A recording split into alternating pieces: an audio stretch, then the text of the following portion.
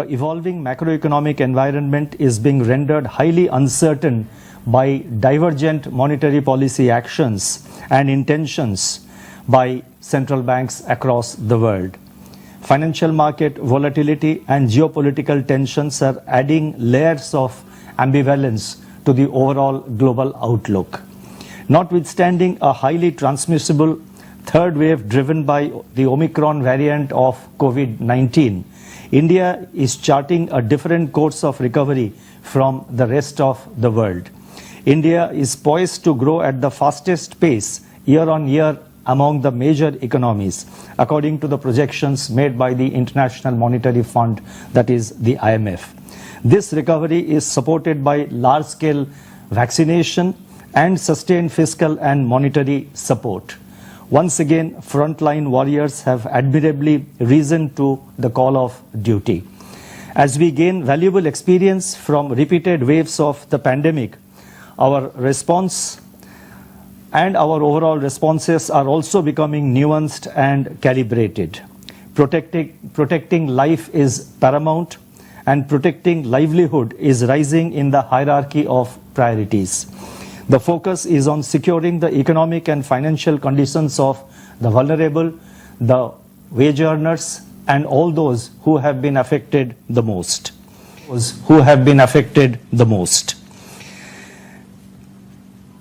Accordingly, the emphasis is shifting to targeted containment strategies and a push towards universal vaccination and booster doses. This approach is being complemented by increased adoption of technology in our workplaces and in our day-to-day lives. The effort is to limit the extent of disruptions to the economic activity. In this overall environment and this background, the Monetary Policy Committee, that is the MPC, met on 8th, 9th and 10th February 2022, and based on an assessment of the current macroeconomic situation and outlook, it voted unanimously to keep the policy repo rate unchanged at 4%. The MPC also decided by a majority of 5-1 to continue with the accommodative stance as long as necessary to revive and sustain growth on a durable basis and continue to mitigate the impact of COVID-19 on the economy, while ensuring that inflation remains within the target going forward. The marginal standing facility, that is MSF rate and bank rate, remain unchanged at 4.25%. The reverse repo rate also remains unchanged at 3.35%.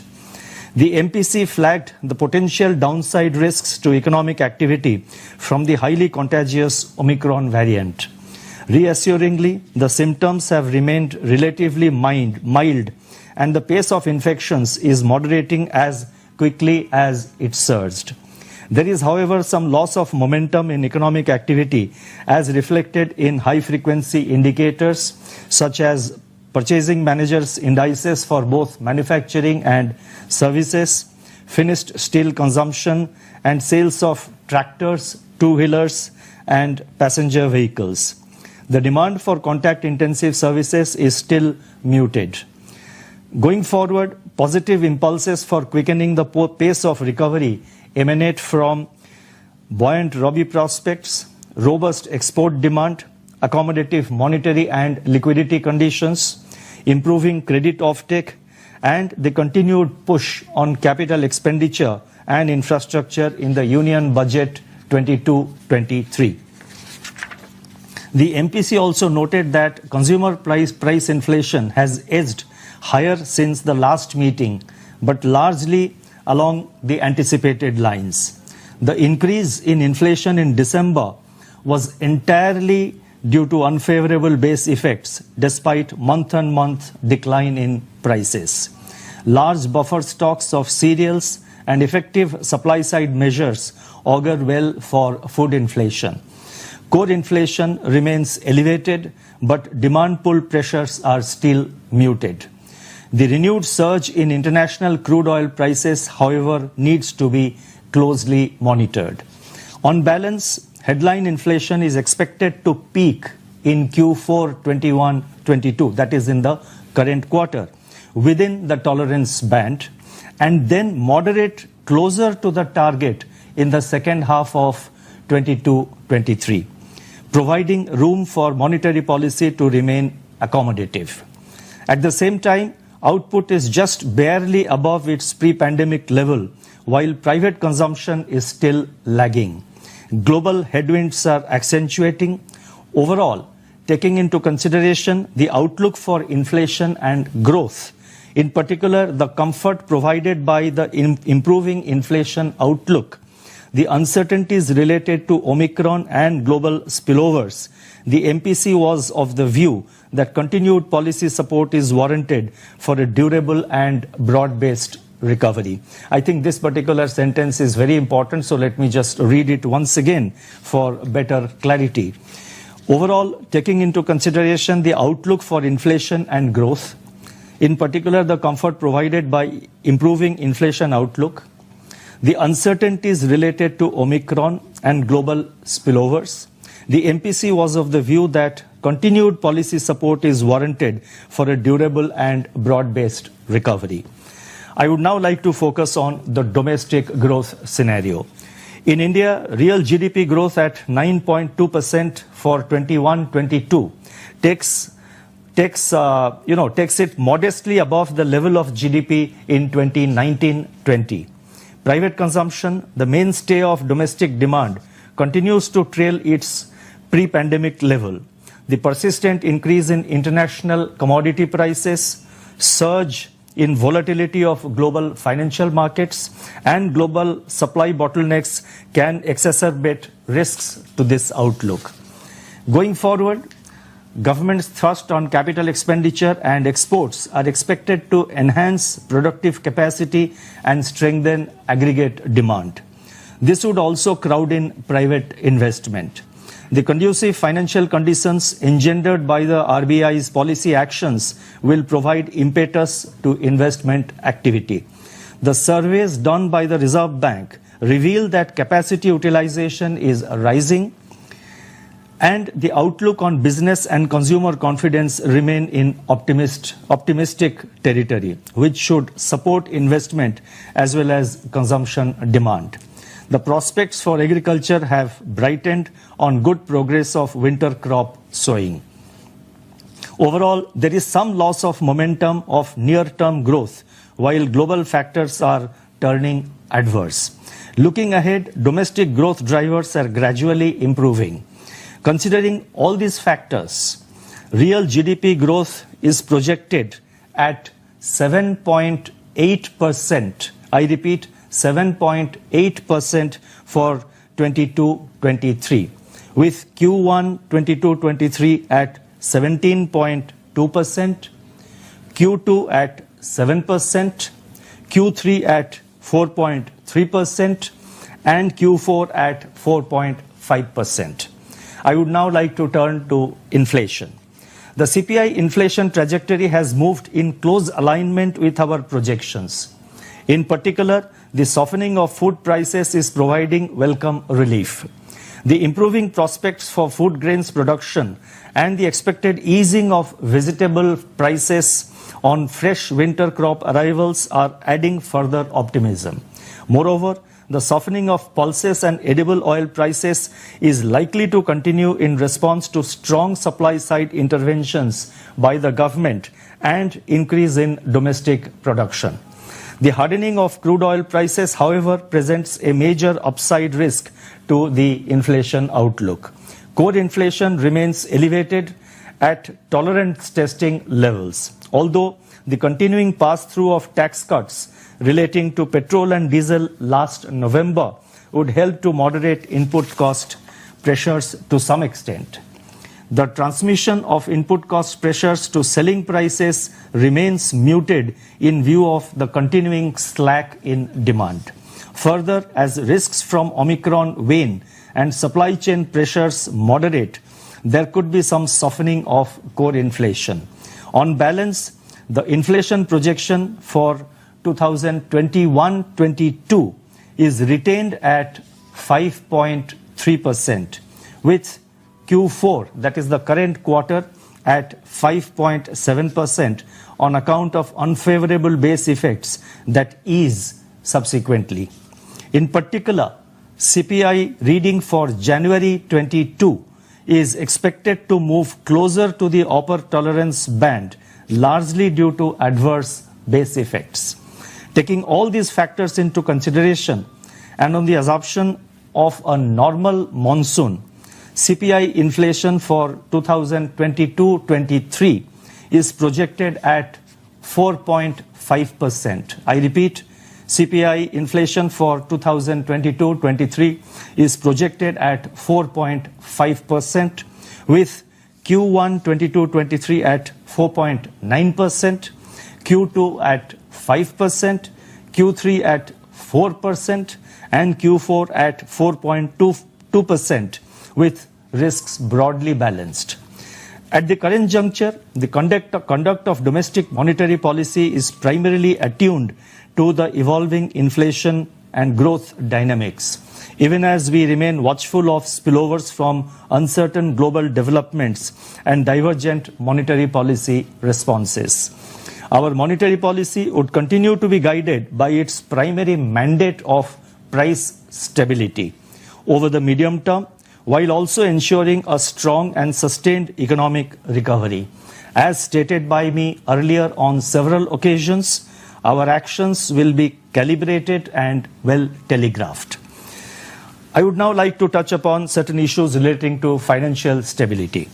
A strong and well-functioning financial sector fortifies the foundations of growth and development. The Reserve Bank has accorded the highest priority to preserving financial stability by taking quick and decisive steps to ease liquidity constraints, restore market confidence, and prevent contagion to other segments of the financial market. We have been also strengthening the regulatory and supervisory framework for both banking and non-bank financial sectors to proactively identify, assess, and deal with the vulnerabilities.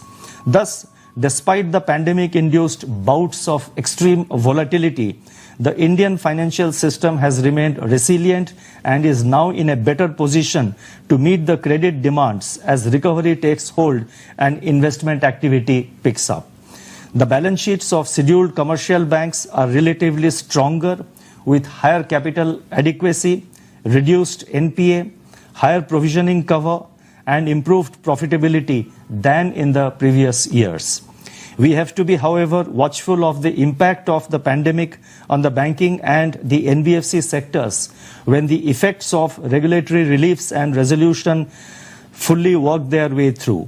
Banks and other financial entities would be well advised to further strengthen their corporate governance and risk management strategies to build resilience in an increasingly dynamic and uncertain economic environment. They also need to continue the process of capital augmentation and build up appropriate buffers. I would now like to touch on certain issues connected with liquidity and financial market conditions. The pandemic has delivered a once-in-a-century crisis with a health shock morphing into a macroeconomic and financial shock. The RBI undertook a slew of measures to deal with such an exceptional situation. As a consequence, borrowing costs fell to their lowest levels in decades and spreads narrowed across rating cohorts. Record levels of government securities, corporate bonds and debentures were issued. Corporate entities and reduced high-cost debt while improving profitability and retained earnings for future capital expenditure. Overall, the financial sector has remained fully functional and has anchored the process of economic recovery. In our assessment, the policy actions of the Reserve Bank have yielded the desired results in a smooth and orderly manner. With these objectives being achieved on an ongoing basis, the Reserve Bank has turned to rebalancing liquidity on a dynamic basis, while maintaining adequate liquidity in support of its accommodative stance. This rebalancing has involved two-sided operations. First, that is on the one side, rebalancing liquidity from overnight fixed rate reverse repo towards 14-day variable rate reverse repo, that is VRRR auction, as the main operation, supported by fine-tuning auctions of varying tenors as envisaged in the revised liquidity management framework of February 2020. And second, that is on the other side, conducting repo auctions of 1 to 3 day maturity to meet transient liquidity mismatches and shortages, as for instance in the recent case of more than expected GST outflows during the third week of January 2022. The key to effective liquidity management is the timing and having a nuanced and nimble-footed approach that responds swiftly to the manner in which liquidity tilts. As a result of RBI's rebalancing operations, the daily average absorption under fixed rate reverse repo has moderated sharply since August 2021, when the rebalancing started. Overall system liquidity, however, remains in large surplus, though it has moderated over the same period. Reflecting the migration of surplus liquidity from overnight window to longer tenors, the effective reverse repo rate, which is basically the weighted average rate of fixed rate reverse repo and the VRRRs of longer maturity, the effective reverse repo rate increased from 3.37% as at the end of August 2021 to 3.87% as on February 4, 2022, that is last Friday. It may be recalled that while instituting the revised liquidity management framework on 6th of February 2020, the daily fixed rate repo and the daily fixed rate repo and the 4 14-day term repos within a reporting fortnight were withdrawn. In view of the pandemic and the related work from home social distancing protocols, the MSF and the fixed rate reverse repo windows were made operational throughout the day, instead of only at end of the day under normal circumstances. This passive mode of liquidity management worked well throughout pandemic conditions in ensuring adequate provision or absorption of liquidity as warranted by the evolving market conditions. With the progressive return of normalcy, including transient demand for liquidity from the Reserve Bank, it is logical to restore the revised liquidity management framework in order to make it more flexible and agile. Accordingly, 4 decisions have been taken. First, variable rate repo operations. I repeat, variable rate repo operations of varying tenors will henceforth be conducted as and when warranted by the evolving liquidity and financial conditions within the CRR maintenance cycle. Second, variable rate repos, that is VRRR as I would call it, variable rate repos and variable rate reverse repo, that is VRRR of 14-day tenors. So variable rate repo operations and variable rate VRRR auctions of 14 days tenor will operate as the main liquidity management tool based on liquidity conditions and will be conducted to coincide with the CRR maintenance cycle. Third, these main operations will be supported by fine-tuning operations to tide over any unanticipated liquidity changes during the reserve maintenance period, that is during the fortnight ending on the reporting Friday. Auctions of longer maturities will also be conducted as warranted. Fourth, with effect from 1st of March 2022, the fixed rate reverse repo and the MSF operations will be available only during 17:30 hours to 23:59 hours, that is from 5:30 p.m. to 11:59 p.m. on all days and not during 900 hours to 23:59 hours.